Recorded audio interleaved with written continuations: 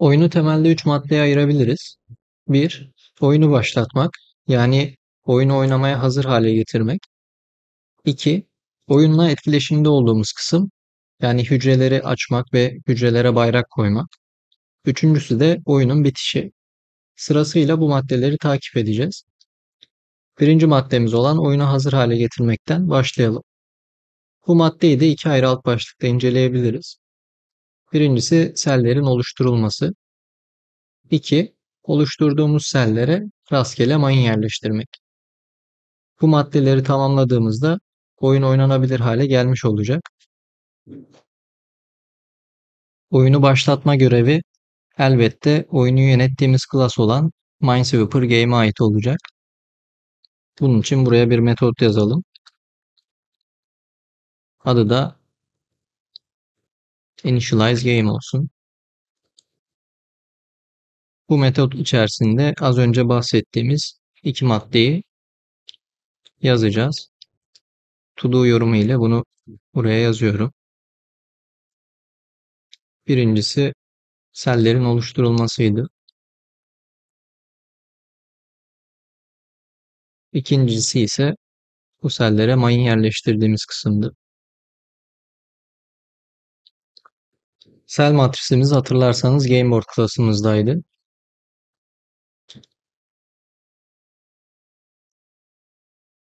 Selleri burada oluşturacağız.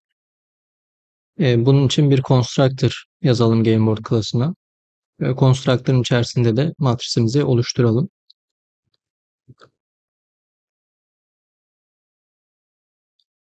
Matrisi oluşturmak için bunun boyutlarına ihtiyacımız var. Constructor içerisinde bunu parametre olarak alalım. Row ve col diye. Ve burada sel matrisimizi oluşturalım.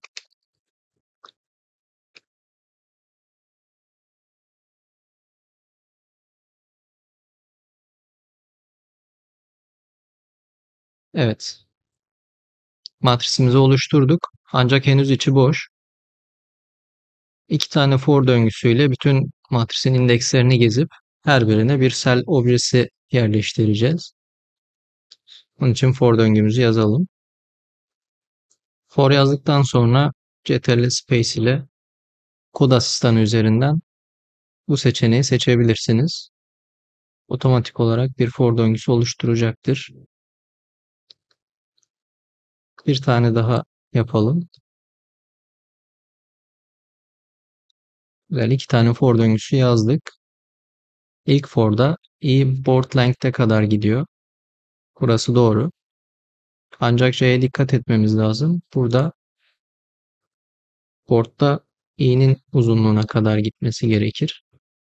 Bütün satırlarımız aynı uzunlukta olacağı için 0 da yazabilirsiniz ama i daha doğru bir yaklaşım olacaktır.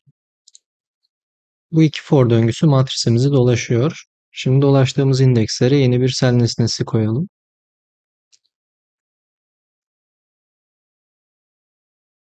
Port'ta ij indeksine yeni bir sel koyalım.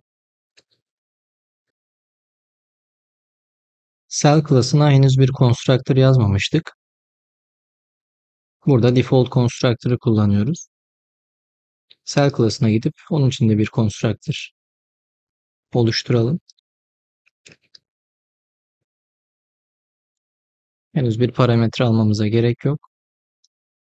İçinde iki tane boolean değer vardı. Bunların default değeri zaten false. Ancak biz görelim diye tekrardan constructor içinde false olarak atayalım.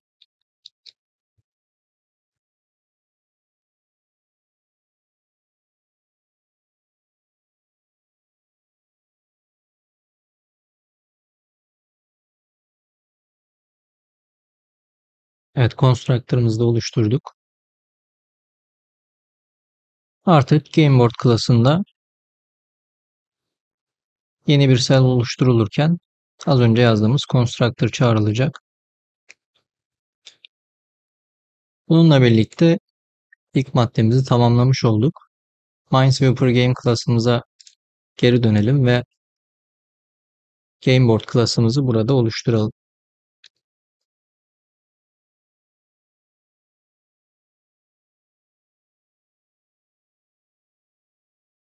Matrisin boyutlarını vermemiz gerekiyordu hatırlarsanız. Şimdilik 10'a 10 diyelim ve geçelim. Daha sonra bunun üstüne bir düşüneceğiz. Şimdi ikinci maddemiz olan mayınları yerleştirme konusuna odaklanalım. Bu görev de yine Minesweeper Game klasına ait olacak. Bunun için buraya bir metot yazalım. Adı da Place Mines olsun. Ve henüz kaç tane mayın yerleştireceğimizi bilmiyoruz. O yüzden Minesweeper Game klasına bir attribute tanımlayalım bunun için. Adına da Num of Mines diyelim.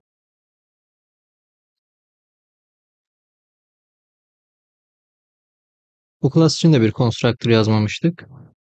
Onu da yazalım hemen. Ve mayın sayımızı constructor içerisinde okuyalım.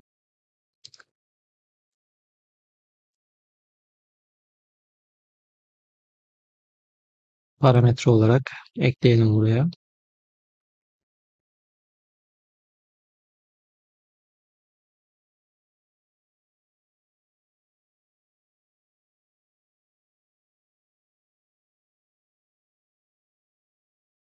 Evet, constructor'ımızı oluşturduk. Ve içerisinde de mayın sayısını okuyoruz. Artık bu mayın sayısını kullanabilirim mayınları yerleştirirken. Mayınları nasıl yerleştireceğiz? Öncelikle rastgele indeksler oluşturmam gerekiyor. Bunun için Java'nın random klasını kullanabiliriz. Yeni bir random nesnesi oluşturalım. Kaydettiğimizde bizim için otomatik olarak import edecektir. Yerleştireceğimiz mayın sayısı kadar bir for döngüsü yazacağız ve her döngüde rastgele indeksler okuyup oraya mayın yerleştireceğiz. Bir for döngüsü yazalım. Bu sefer kendimiz yazalım. sıfırdan başlayacak. Num of mines'a kadar gidecek. Birer birer artacak. Şimdi burada rastgele x ve y indeksleri okuyacağız. Buna random x diyelim. Random klasının next int metodunu kullanacağız. Bu metot sıfırdan içine verdiğimiz sayıya kadar rastgele bir değer verecektir bize. X koordinatı için içerisine vereceğimiz değer matrisin eni olmalı. Daha önceden hatırlarsanız burada Gameboard nesnesini oluştururken 10'a 10 olarak vermiştik matrisin enini ve boyunu. Ancak bu değerleri Minesweeper Game klasını oluştururken okumamız doğru olacaktır. Bunun için Minesweeper Game klasına iki tane attribute oluşturalım. Width ve height olarak.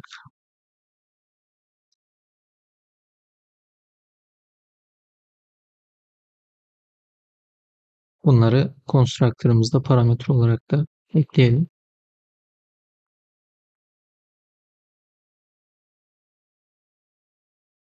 Atamalarını da yapalım.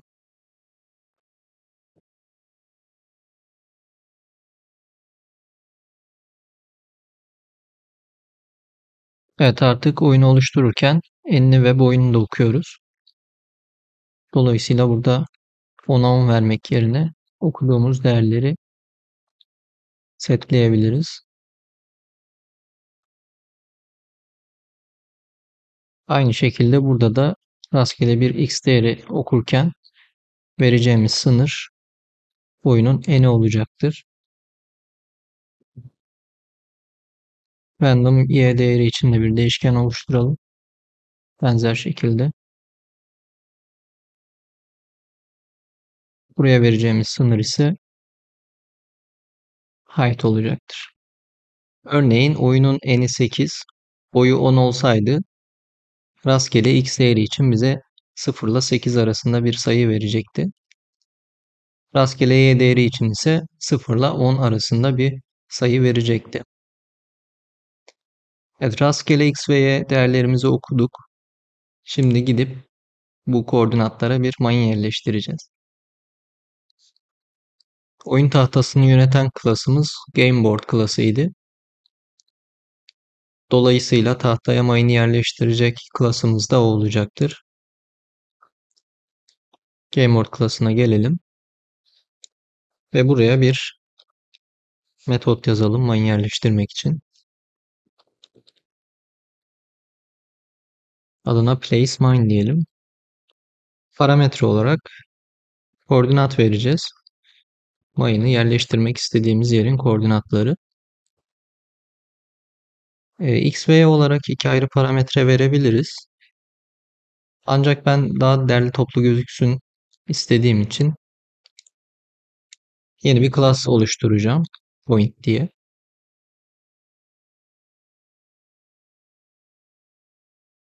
Bunun içerisinde de iki tane attribute olacak X ve Y değerleri için. Constructor'ımızı oluşturmak için Eclipse'ten yardım alalım. Ctrl işleyine arama çubuğunu açtım ve Generate Constructor Using Fields seçeneğini tıkladım. Burada hangi alanları kullanarak constructor oluşturacağımızı soruyor. X ve Y'yi de seçiyorum. Generate dediğimde bizim için bir constructor oluşturdu ve parametreleri de ekledi. Buradan süperi silebiliriz. Yine Eclipse'in yardımıyla getter ve setter'ları oluşturalım.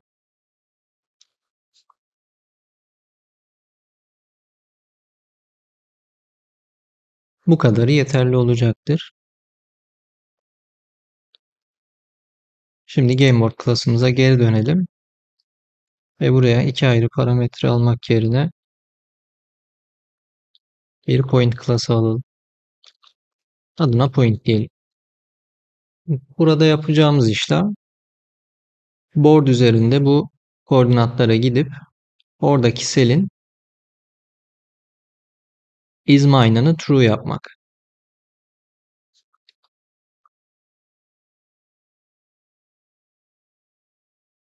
Board'da point'in x'i ve point'in y'sine gidiyoruz. Buradaki selin, hatta buradaki seli bir değişkene atayalım. Ctrl 1 ile değişkenimizi oluşturabiliriz. X ve Y koordinatlarındaki seli aldık ve bu selde mayın vardır diyeceğim. Bunun için setMine true diyorum. Artık istediğimiz koordinata placeMine metodu ile mayın yerleştirebiliriz. Öyleyse MineSweeper klasına geri dönelim ve rastgele okuduğumuz X ve Y koordinatlarını mayın yerleştirelim. GameBoard.placeMine diyebiliriz artık. İçine bir point alıyordu hatırlarsanız. Yeni bir point oluşturuyorum burada. Hatta bunu şurada oluşturalım. Mine location diyelim. New point. Random x ve random y. Point'imizi oluşturduk. Bu mine location'ı placeMine metoduna verebiliriz. Hatta placeMine metoduna geri dönelim. Buna da point demek yerine location diyelim. Bunu düzeltmenin daha güzel bir yolu var. Sağ tıklayıp refactor derseniz burada rename var. Burada değiştirdiğiniz ad metot içinde her yerde değişecektir. Bu şekilde daha güzel sanırım. MineSweeper klasımıza geri dönüyorum. Mine'ımızı da yerleştirmiş olduk. Artık placeMines metodunu initialize game içerisinde kullanabilirim. Bu da ikinci maddemizdi ve ikinci maddemizi de tamamlamış olduk. Initialize game metodunu çağırdığımız zaman oyun tahtamız oluşacak ve içine rastgele mayınlar yerleştirilmiş olacak. Buraya kadar geldik. İyi güzel yazdık kodumuzu. Ama henüz yazdığımız şeyin ne olduğunu göremedik. Madem buraya kadar geldik, yazdığımız şeye bakalım. Neye benzedi? Bir test edelim. Henüz ön yüzü yazmadığımız için görsel olarak bir şey göremiyoruz ama yaptıklarımızı konsola yazdırabiliriz. Orada en azından bir fikir sahibi oluruz. Bunun için bir test klası oluşturalım. Bu seçeneğe tıklayarak içerisine main de oluşturabiliriz. Çünkü bunu çalıştıracağız. Evet, burada ne yapacağız? Oyunumuzu oluşturacağız. Minesweeper Game klasından bir nesne oluşturalım. Adına Game diyelim. New. Burada bizden oyunun enini, boyunu ve içinde kaç tane muayene olduğunu istiyor. En ve boy için 10 diyelim. Hatta mayın için de 10 diyelim. Ve oyunu başlatalım. Evet, bunu yaptığımızda oyun oynanmaya hazır hale gelecekti. Oyun tahtası oluştu ve mayınlar yerleştirildi. Bakalım matrisimiz nasıl gözüküyor. Bunun için Gameboard klasının içerisindeki cell matrisine erişmem gerekiyor. Game üzerinden Gameboard'a gidiyorum. Onun üzerinden de board'a erişiyorum. Bunu bir değişken atayalım. Board diyelim adına. Yine CTRL-1 ile oluşturalım. Şimdi bu cell matrisini yazdırmak istiyorum. Bunu yazdıran bir metot yazalım. Adına print board diyelim. İçerisine cell matrisi alacak.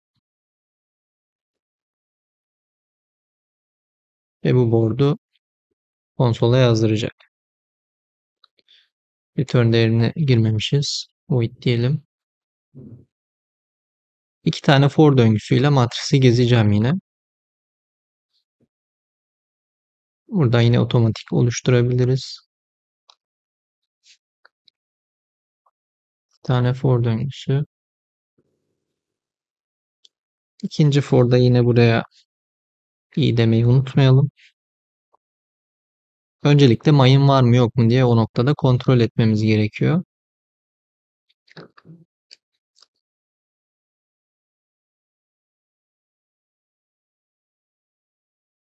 Board'da i ve j indeksinde Kisel'in izmainine baktım. Eğer mayın varsa true dönecektir. Dolayısıyla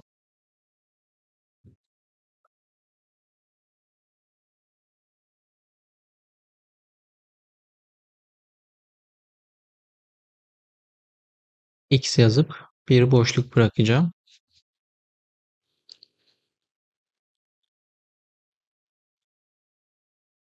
Mayın yoksa o yazıp bir boşluk bırakacağım. İlk satırı yazdırdıktan sonra bir aşağı satıra ineceğim. Bu şekilde. Şimdi bu metodu çağıralım.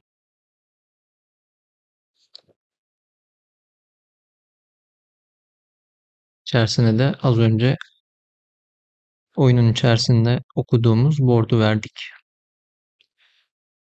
Bunu çalıştıralım bakalım neler olacak.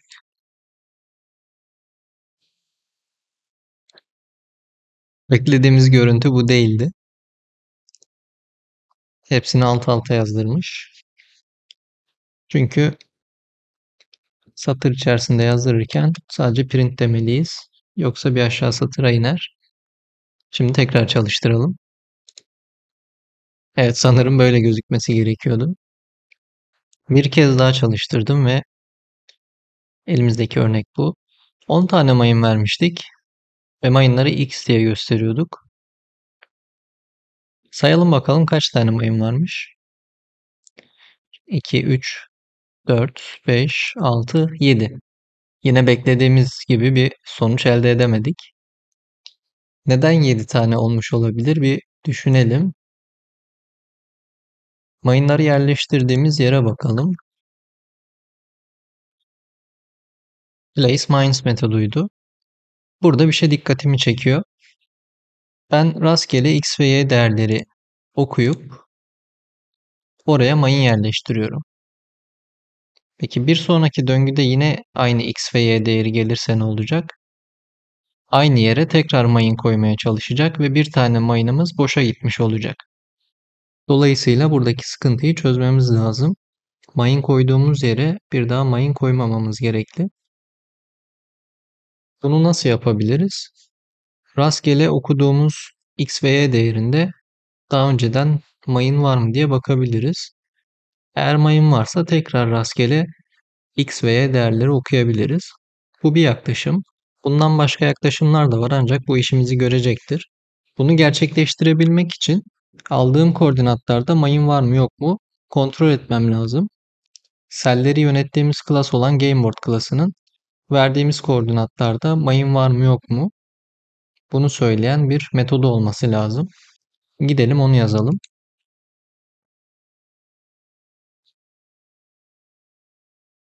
Public boolean has mine diyelim buna da. Yine bir koordinat vereceğiz buraya. Location diyelim. Verdiğimiz lokasyonda mayın var mı yok mu bunu söylesin bize. Yine aşağıdan kopya çekelim. Verdiğimiz koordinatlardaki seli okuyalım.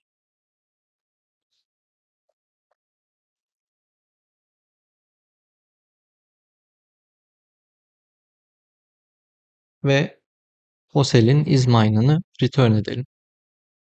Eğer mayın varsa true dönecektir. Yoksa da false dönecektir. Şimdi Minesweeper Game klasımıza geri dönelim. Bunu for döngüsüyle yapmaktansa while döngüsüyle yapmak daha kolay olacaktır. Öncelikle toplamda koyduğumuz mayın sayısını tutan bir değişken oluşturalım. Adına placed mines diyelim. Sıfırdan başlayacak. While döngümüzü yazalım.